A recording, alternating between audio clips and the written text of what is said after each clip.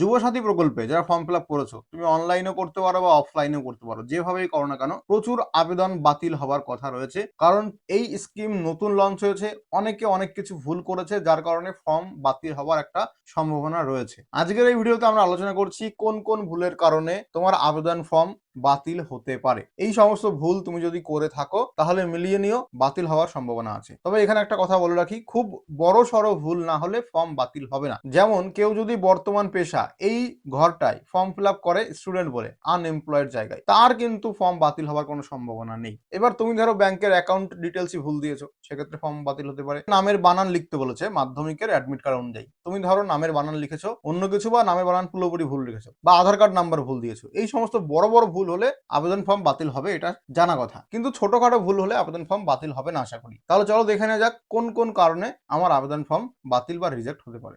আমি এখানে অফলাইন ফর্মটা ধরে ধরে বোঝাচ্ছি কোথায় কি ভুল হলে ফর্ম বাতিল হবে কি বাতিল হবে না। অনলাইনে এবং অফলাইনে ফর্ম ফিল আপ করা যে সমস্ত তথ্য সেগুলো কিন্তু একই চাওয়া হয়েছে, তাই সবাই এটা দেখলেই হয়ে যাবে। প্রথমে আলোচনা করব যে ছোটখাটো ভুলগুলোর জন্য ফর্ম বাতিল হবে না। ফর্মে আমাদেরকে বলা ছিল ইংলিশে ফর্ম ফিল আপ করতে হবে এবং ক্যাপিটাল লেটার্স অনলি, অর্থাৎ ইংরেজি বড় হাতের অক্ষরে ফর্মটা পূরণ করতে হবে। এবার অনেকে ইংরেজি বড় হাতের অক্ষরে ফর্মটা পূরণ করেছেন, কিন্তু কিছু জায়গায় ছোট হাতের অক্ষর হয়ে গেছে। এই ছোট্ট সামান্য ভুলের জন্য তোমার ফর্ম বাতিল করা হবে না। দ্বিতীয় হচ্ছে ছবিতে সিগনেচার না করা। এখানে যে ছবি, এখানে বলেছে আপার হোয়াইট পোর্শনে সিগনেচার করতে। তো যারা সিগনেচার করনি, সিগনেচার করতে ভুলে গেছো, তাদেরও ফর্ম বাতিল হবে না। তোমার ছবিটা ক্লিয়ার এবং ভালো করে বোঝা গেলেই হলো, ছবিতে সই না করলেও ফর্মটা বাতিল হবে না। অনেকে দুয়ারে সরকার রেজিস্ট্রেশন নাম্বারটা পায়নি, এটা নিয়ে কোনো চিন্তার কারণ নেই। যখন বিডিওর আধিকারিকরা তোমার ফর্ম দেখে দেখে ডাটা এন্ট্রি করবে, অনলাইন পোর্টালে তোমার ফর্মটা তুলবে, তখন রেজিস্ট্রেশন নাম্বার তুমি পেয়ে যাবে এবং তোমাকে এসএমএস করেও দেওয়া হতে পারে, অথবা যখন স্ট্যাটাস চেক করা শুরু হবে তখন ফোন নাম্বার যেই এখানে তুমি যে ফোন নাম্বার দিয়েছো সেই ফোন নাম্বার দিয়ে চেক করলেই তুমি অ্যাপ্লিকেশন নাম্বার বা রেজিস্ট্রেশন নাম্বারটা পেয়ে যাবে। অনেকের নামের বানানে অমিল বা ভুল থাকে। ফর্মে আমাদের বলে দেওয়া আছে মাধ্যমিকের অ্যাডমিট কার্ডের অনুযায়ী নামের বানান লিখতে হবে।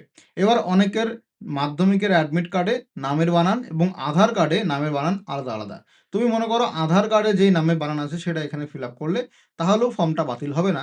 কারণ হচ্ছে তুমি মাধ্যমিকের অ্যাডমিট কার্ড এবং আধার কার্ড দুটোই জমা দিয়েছো এই ফর্মের সঙ্গে, অথবা অনলাইনে দুটোই ডকুমেন্ট আপলোড করেছো। সেক্ষেত্রে আধিকারিকরা দেখে দেখে বিষয়টা বুঝতে পারবে। যখন তোমার ডকুমেন্টগুলো আধিকারিকরা চেক করবে তখন বুঝতে পারবে যে কোথায় গন্ডগোলটা হয়েছে, কারণ এর আধার কার্ড এবং মাধ্যমিকের অ্যাডমিট কার্ড নামের বানান আলাদা, তাই সেইভাবে ফিল আপ করেছে। তো এই ছোট কারণের জন্যও নামের বানানে অমিল বা ভুল থাকলেও তোমার যে ফর্ম সেটা বাতিল হচ্ছে না, ডকুমেন্ট দেখে তারা বুঝে নেবে। এরপর আছে কাস্ট সার্টিফিকেটের নাম্বার না দেওয়া। এইখানে অনেকে কাস্ট সার্টিফিকেটে তুমি টিক মার্ক করেছো, মনে করো এসসিতে টিক মার্ক করেছো, কিন্তু কাস্ট সার্টিফিকেট নাম্বার এখানে বসাওনি, সেক্ষেত্রেও ফর্ম বাতিল হবে না। কারণ তুমি কাস্ট সার্টিফিকেটের জেরক্স জমা দিয়েছো, ওই জেরক্সের নাম্বার দেখে দেখে এন্ট্রি হয়ে যাবে, ঠিক আছে। আবার অনেকে কি করেছে, এসসি এসটি সার্টিফিকেট নেই তবুও এসসি এসটি সার্টিফিকেটে টিক মার্ক করেছে, তাহলে তারা কাস্ট সার্টিফিকেট নাম্বার বসাতে পারবে না, তারা জেনারেল ক্যাটাগরির মধ্যে অন্তর্ভুক্ত হবে। কাস্ট সার্টিফিকেটের কোনো জেরক্স জমা নেই, তখনই যে আধিকারিকরা আছে তারা তোমাকে জেনারেল হিসাবে ফর্মটা এন্ট্রি করে নেবে। এইবার আছে বাড়ির নম্বর। অনেকে বাড়ির নাম্বার জানে না, তাই বাড়ির নাম্বার ফিল আপ করেনি।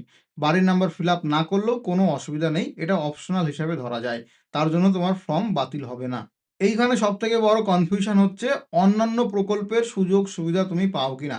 তুমি লক্ষ্মীর ভান্ডার বা অন্য কোনো প্রকল্পের সুবিধা পেলেও ফর্মে যদি ভুল করে না লিখে থাকো, এখানে না টিকমার্ক করো, তার জন্য ফর্ম পূরণের সময় তা বাতিল হবে না, ঠিক আছে, কোনো অসুবিধা নেই। এখানে তুমি যাই লেখো, ওদের ডেটাবেস আছে, ডেটাবেসে চেক করলে তোমার আধার নাম্বার ধরে চেক করলে ওরা বুঝে যাবে যে তুমি আদৌ অন্য কোনো সরকারি প্রকল্পের ভাতা পাও কি পাও না। পরে যে সমস্ত জেরক্স তুমি জমা দিয়েছো, ডকুমেন্টগুলোতে সেলফ অ্যাটেস্টেড করনি বা জেরক্সের উপরে নিজের সই করনি, সই না করেই সেলফ অ্যাটেস্টেড না করেই জমা দিয়ে দিয়েছো, এই ভুলগুলো করলেও কিন্তু তোমার ফর্মটা বাতিল হচ্ছে না। তো এই সমস্ত ছোট ছোট ভুলগুলো যেগুলো স্ক্রিনের উপর দেখতে পাচ্ছ, এগুলো করলে ফর্ম বাতিল হবে না, কারণ এগুলো একদম সামান্য ভুল। এই সমস্ত ভুল ধরে যদি আবেদন ফর্ম বাতিল করা শুরু করে, তাহলে যুবসাথীতে যত ফর্ম জমা পড়েছে অর্ধেক ফর্মই বাতিল করে দিতে হয়, ঠিক আছে। তাহলে এই সমস্ত সামান্য বা ছোটখাটো ভুলের জন্য ফর্মটা বাতিল করা হবে না। এইবার আমরা জেনে নেব যে গুরুতর ভুলগুলোর কারণে ফর্ম বাতিল হতে পারে। এমন কি ভুল আছে যেগুলো করলে ফর্মটা পুরোপুরি রিজেক্ট হয়ে যাবে। আধার নাম্বারে ভুল লেখা। আধার নাম্বারের একটা সংখ্যাও যদি ভুল হয় তাহলে তোমার পুরো ফর্মটা বাতিল হয়ে যাবে। কারণ এখানে তোমার আধার কার্ডটাই মেন। আধার কার্ডটা দেখে দেখে তোমার যে ব্যাঙ্ক অ্যাকাউন্টে টাকা আসবে, ডিবিটি যাকে বলা হয়, এই আধার কার্ড ধরে ধরেই আসবে এবং তোমার আধার কার্ড অনুযায়ী সরকারের ডেটাবেসে তোমার নাম নথিভুক্ত থাকবে যে এই আধার কার্ডের প্রার্থীতা এই সমস্ত প্রকল্পের টাকাগুলো পাচ্ছে। তাহলে আধার কার্ডের যদি কোনো প্রকার ভুল হয়, একটা সংখ্যাও যদি ভুল হয় বা বোঝা না যায়, সেক্ষেত্রে কোনো ছাড় দেওয়া হবে না, ফর্ম পুরো বাতিল হয়ে যাবে। এরপরে আছে বয়সের তথ্যে ভুল দেওয়া। এইখানে আবেদন করার বয়স সীমা 21 থেকে 40 বছর। অনেকে ইচ্ছা করে বয়স বাড়িয়ে বা বয়স কমিয়ে ফর্ম ফিল আপ করছো। সেক্ষেত্রে যখনই তারা তোমার মাধ্যমিকের অ্যাডমিট কার্ড চেক করবে ডকুমেন্টটা বা বার্থ সার্টিফিকেট চেক করবে, তখনই তারা বুঝে যাবে যে তুমি ইচ্ছা করে ফর্মে ভুল লিখেছো, যার জন্য তোমার ফর্মটা পুরো বাতিল হয়ে যাবে। কিচ্ছু করার নেই, বয়সের তথ্য ভুল দেওয়া হলে তোমার ফর্ম পুরোপুরি বাতিল করে দেবে। এরপরে আছে ব্যাঙ্ক অ্যাকাউন্টের তথ্যে ভুল দেওয়া। আধার কার্ডের সাথে সংযুক্ত বা ডিবিটি লিঙ্কড ব্যাঙ্ক অ্যাকাউন্ট ফর্মে দেওয়া বাধ্যতামূলক। ব্যাঙ্ক অ্যাকাউন্ট নম্বর ও আইএফএসসি কোড যদি ভুল দাও এবং ব্যাংকের নাম ও আধার কার্ডের নাম অমিল থাকলে ভেরিফিকেশনের সময় সমস্যা হতে পারে বা অন্যের অ্যাকাউন্টেও টাকা চলে যেতে পারে, এমনও কিন্তু ঘটতে পারে। তাহলে এইখানে সেই ব্যাঙ্ক অ্যাকাউন্ট নাম্বার দিতে হবে যেটা তোমার আধার কার্ডের সঙ্গে ডিবিটি লিঙ্ক করা বা আধার কার্ডের সঙ্গে সংযুক্ত করা। আদারওয়াইজ ফর্মটা বাতিল হতে পারে, কারণ তুমি এখানে ধরো ব্যাংকের নাম ভুল দিলে, ব্রাঞ্চের যে আইএফএসসি কোড সেটাও ভুল দিলে, অথবা তোমার যে ব্যাংকের অ্যাকাউন্ট নাম্বার সেখানে একটা সংখ্যা ভুল হয়ে গেল। এইরকম ভুল হলে কিন্তু ফর্মটা বাতিল হতে পারে, অথবা ভেরিফিকেশনের সময় সমস্যা হতে পারে, অথবা অন্যের অ্যাকাউন্টে টাকা চলে যেতে পারে। ভুল হয়ে গেলে কি করবে? ভুল সংশোধনের সুযোগ। বড় কোনো ভুলের কারণে যদি তোমার নাম বাদও যায়, তবুও তোমাকে সুযোগ দেওয়া হবে আবার ভুলটা কারেকশন করার। যারা অফলাইনে ফর্ম ফিল আপ করেছো, বিডিও অফিস থেকে ডাক দিতে পারে। যাদের আবেদন রিজেক্ট করা হবে তাদের একটা লিস্ট তৈরি হবে এবং প্রয়োজনে বিডিও অফিস থেকে তোমাকে ফোন করে ডাকা হতে পারে যে তুমি এই সমস্ত তথ্যে ভুল দিয়েছিলে বলে তোমার যুবসাথী আবেদন ফর্ম বাতিল হয়ে গেছে, তুমি বিডিওতে আসো ডকুমেন্ট নিয়ে এবং ভুলটা কারেকশন করে যাও। যারা অফলাইনে ফর্ম ফিল আপ করেছো তাদেরকে বিডিও অফিস থেকে ডাকতে পারে ভুল সংশোধন করার জন্য। এরপরে যারা অনলাইনে আবেদন করেছো, বিডিও অফিসে অরিজিনাল ডকুমেন্ট নিয়ে গেলে আধিকারিকরা তোমার ফর্মটা এডিট বা সংশোধন করে দিতে পারে, অথবা নির্দিষ্ট ওয়েবসাইটে যেখানে তোমরা আবেদন করেছিলে সেই ওয়েবসাইটে এডিট করার অপশন দিতে পারে, সেখানে এডিট করতে পারবে।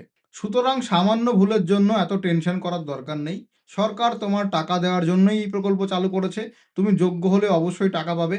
ছোটোখাটো ভুলের জন্য আবেদন ফর্ম বাতিল করবে না, বড় কোনো ভুল হলে অবশ্যই বাতিল করবে ফর্মটা এবং ভুল সংশোধনের সুযোগও দেওয়া হবে। তুমি এই সমস্ত ভুলগুলির মধ্যে কোন ভুলটা করেছো আমাদের কমেন্ট করে জানাও। তোমার যদি মনে হয়ে থাকে 1% ডাউট হয়ে থাকে যে দাদা আমার এই কারণে ভুল হয়েছে, এই কারণে কি আমার ফর্মটা বাতিল হতে পারে, অবশ্যই আমাদেরকে কমেন্ট করে জানাও, আমরা রিপ্লাই দেওয়ার চেষ্টা করব।